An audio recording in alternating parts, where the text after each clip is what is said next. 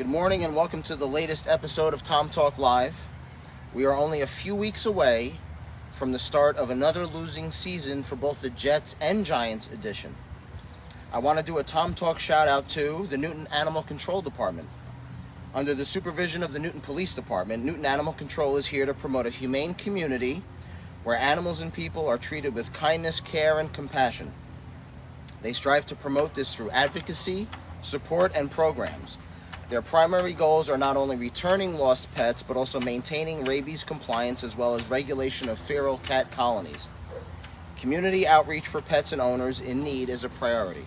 For emergencies, please call 911 for assistance. For non-emergent matters, please feel free to email our animal control officer or call 973-383-2525. The pool season is winding down. I want to thank you so much for visiting our great facility. Make sure you take advantage of it next year. We have movie night coming up tomorrow, Friday, August 23rd. Get your Barbie paraphernalia ready to go. The town of Newton is hosting a meet and greet at the town pool for the Greater Newton Chamber of Commerce. No charge. There will be refreshments and music. So if you're a business owner in town, please come join us at 5 p.m. On Tuesday, September 3rd. We'll have town staff and professionals there as well as governing body members. No swimming and no alcohol. Nice try, Tamron.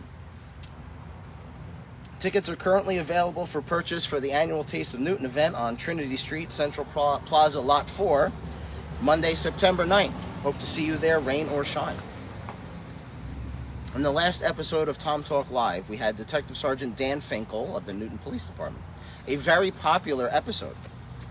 Today we continue our flagrant attempt for high ratings, social media influence, and free rabies vaccinations for life by speaking with the individual in charge of our bustling animal control empire, the commander of cats, the duke of dogs, our new full-time animal control officer, Kai Crimando. Great to have you on our program today, Kai. Thank you for having me.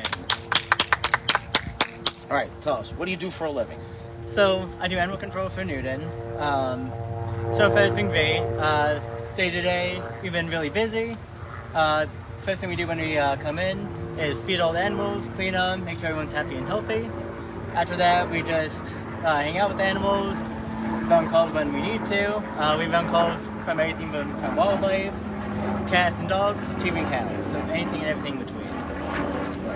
How long have you been in the position with Newton, and what did you do prior to this? So with Newton, I took the job this past July, so only a few weeks.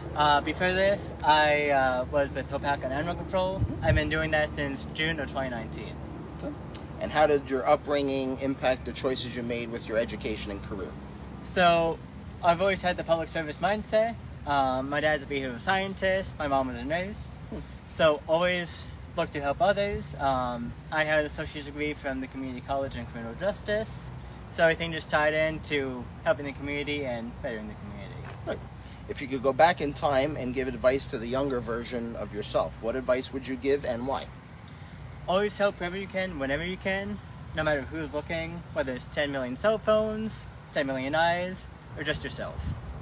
What do you consider to be your greatest life or career achievement? Definitely my EMS career.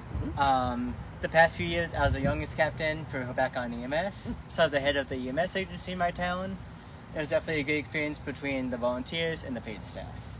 If I could give you a do-over, what would be the one project, life decision, or choice you made that you would do over, and why? I would definitely expand my education and environmental. That's one thing I do regret, is not expanding that education. What was the most challenging experience you went through in your life, and how did you persevere? Going back to EMS and my firefighting, always doing EMS and fire calls at night. Sometimes you don't see the best things, and then the next day you had to wake up and just maintain the day, so just keep on pushing. All right. Tell our viewers, what's a typical, I know there is none, but what's a typical day like in animal control? You work full-time, you start your day. How does your day unfold? So first thing we do is we walk in, put eyes on all the animals, make sure all the animals seem happy, healthy, all that good stuff. Once we're all fed, cleaned up, we go about our day. We go on calls, whether it's just wing on calls and interacting with the public. On calls, maintain professionalism, as well as maintaining rabies control and disease control.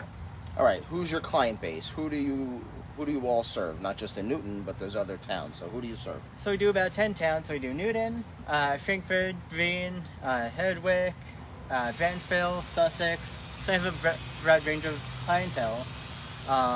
Definitely benefits us because we get to meet and greet many people from many different walks of life.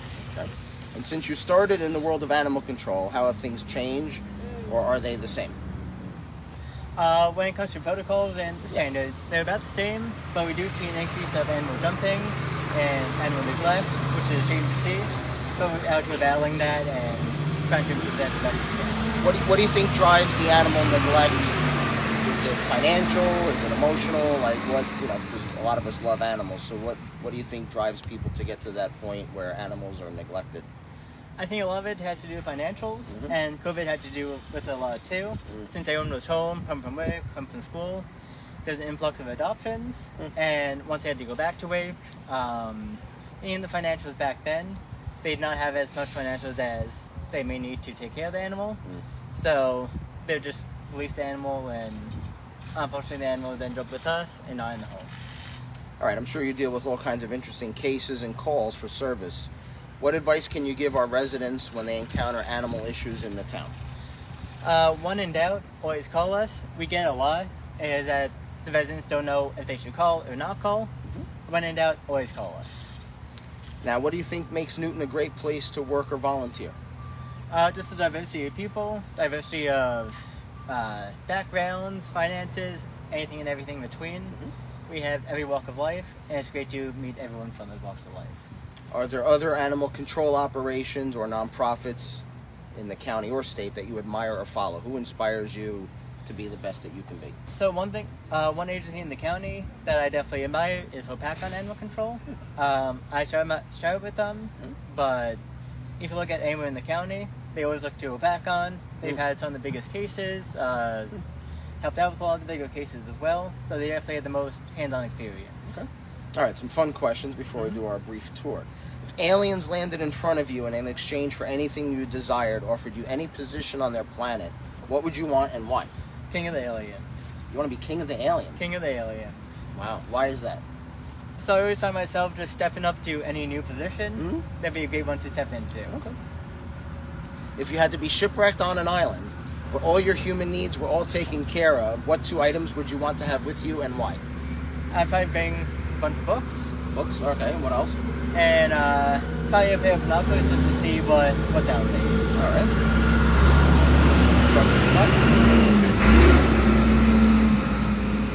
We have to schedule this around the union break next time. Everybody agree on that? Okay. So we're doing books and we're doing binoculars. Okay. Favorite cartoon? It's SpongeBob. Favorite food? Salads. Oh. Favorite movie? Forrest Gump. Favorite superhero? Batman. Favorite sports team? Probably the Devils. Divided, but... All right. That's fine. Okay. Favorite musical band? ZZ Top. Wow. Didn't see that coming. All right. Tell us what you love about the town of Newton. We talked about diversity, the people. Going back to diversity and just the job, diversity in animal calls. You get anything and everything between cows, wildlife, and anything that's really out there. All right, let's do a tour. So, Sounds what is this building behind us? So this is our impound facility. We bring in cats and dogs that are stray animals, animals that are in need, TNO cats. We can even impound any animals that we may need to that are not cat and dogs. Not so much wildlife, but chickens, ducks, anything that we may come across that may need to house them for the day too. All right, let's take a walk. I hear somebody barking. I'm not sure if that's Roy or we have a friend of ours. So let's see what we got. That's our van.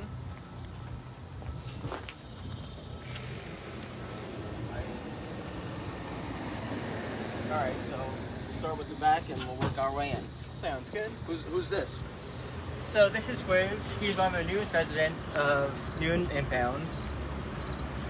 He came into us with as a stray last week. He was in really bad shape last week. His nails were really filed down from the pavement. Really bad case of fleas. But now that he's been with us, He'll be up for adoption next week, but now he's flea-free, healthy, and definitely gained some weight. So he's in a lot better shape now. All right, take a walk. Right, swerve. Next week, swerve.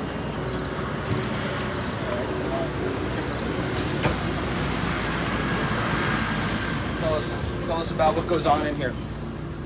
So this is the inside of the facility. To the left of me, we have the cat area. This is the dog area. We have everything we need from food, medications, blankets, and toys. Basically anything we ever need for a dog or cat, we have. But we're always looking for extra donations of linens, toys, and anything in between. You don't have to walk through the rest, but what else goes on in the building? What else is here? So, small building, but it's everything we need. Okay. In the back room, we have an isolation room. So whenever an animal comes in that is not in the healthiest of shape, they go in the isolation room just so the main population does not get fleas, get sick, anything like that. Again, the main part of the job is disease control, so we're maintaining disease control and making sure everyone is happy and healthy with us. Okay, and people can make donations, like you said, toys, blankets, food, financial donations, right? They want to help out the shelter, so we can help the animals. All right, Kai, thanks for being a good sport and legendary guest. That's a wrap. Check us out on Facebook and Instagram for further updates on Town of Newton events, happenings, and more. Russo out.